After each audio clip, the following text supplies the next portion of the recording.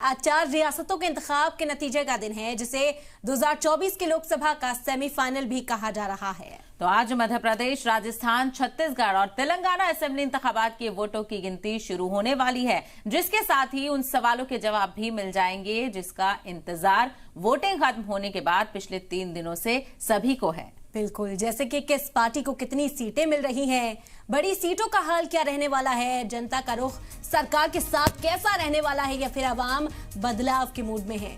आज ही ये पता चलेगा कि नतीजे एग्जिट पोल के मुताबिक रहते हैं या फिर उसमें अंतर देखने को मिलता है। आपको बता दें कि चुनावी रुझान 8 बजे से आने शुरू हो जाएंगे और रुझान हो या नतीजे सबसे पहले आपको जी सलाम पर देखने को मिलेंगे। तो नजर लगातार यहां पर बनी रहेगी 8 बजे से। जैसे ही रुझान आने शुरू होंगे जी सलाम पर पूरी टैली तैयार है, आप टीवी स्क्रीन पर भी देख सकते हैं। जैसे जैसे वोटों की गिनती शुरू होगी, हर अपडेट जी सलाम आपको लगातार पहुंचाता रहेगा। तो 23 की सरकार यानी 2024 में जो आम इंतखाबात होने वाले हैं, उसका सेमीफाइनल यहां से क्लियर हो जाएगा और जो 2024 का रास्ता है वो भी यहीं से तय होगा। तो अभी सभी की निगाहें टिकी हुई हैं और 8 बजे से वोटों की गिनती शुरू होगी। उसके बाद जो हलचल है वो और तेज हो जाएगी। तो ऐसे में ना ये होगा कि कौन किस रियासत में काबिज होता है, किसकी सरकार किस रियासत में बनकर आती है। कुल 4 रियासतों में वोटों की गिनती अब से कुछ ही देर में शुरुआत हो जाएगी। राजस्थान, मध्य प्रदेश, तेलंगाना और छत्तीसगढ़।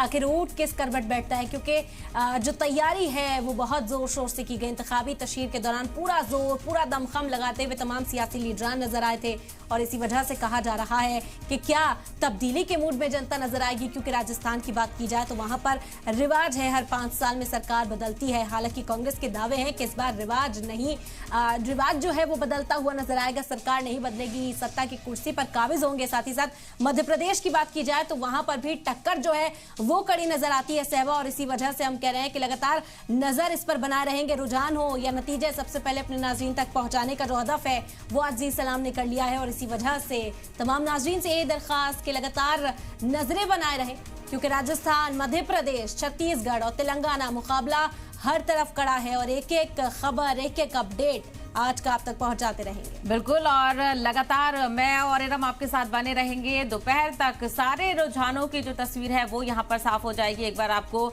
शुरू से बता देते हैं सिलसिलेवार तरीके से। छत्तीसगढ़, मिजोरम, मध्य प्रदेश, राजस्थान, तेलंगाना, इन 5 रियासतों में काउंटिंग हुई थी। फिलहाल जो है वो मिजोरम की वोटों की गिनती कल होगी। आज जो रिजल्ट है वो छत्तीसगढ़, मध्य प्रदेश, राजस्थान और तेलंगाना का आना है। तो ये भी बताते चले, छत्तीसगढ़ में 2 फेजेज में वोटिंग हुई थी, 7 और 17 नवंबर को 90 सीटों के लिए। इसके अलावा मध्य प्रदेश में 17 नवंबर को वोटिंग हुई थी 230 सीटों के लिए। राजस्थान में 25 नवंबर को तमाम तर जनता ने हक राय दही का इस्तेमाल किया था 200 सीटों के लिए। इसके अलावा तेलंगाना में 30 नवंबर को 119 सीटों पर वोटिंग हुई थी। तो सभी उम्मीदवारों की किस्मत का फैसला ईवीएम में कैद हो चुका है।